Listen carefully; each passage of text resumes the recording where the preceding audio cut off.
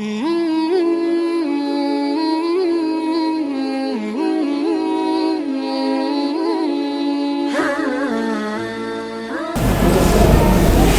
alaikum wa rahmatullahi wa barakatuh.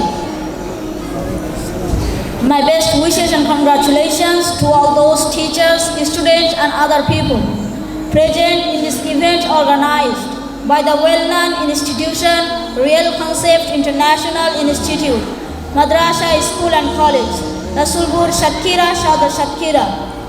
Today I want to discuss about one of the most important topics, that is Madrasa education.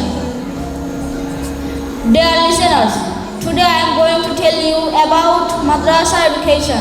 As you know that the Islamic Sharia is very important for every Muslim. The knowledge we can get only in Madrasa education in our country. There are two systems of Madrasa education, that are Aliyah Nisab and Qawmi Nisab.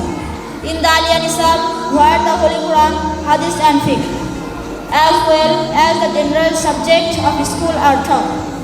On the other hand, in the Qawmi Nisab, where only the knowledge of Islamic Sharia are taught. In the Holy Quran, Allah subhanahu wa ta'ala said, "Read in the name of the Lord who had created you."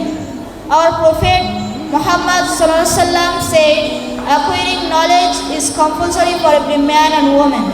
For this reason, Madrasa education is very important for every Muslims.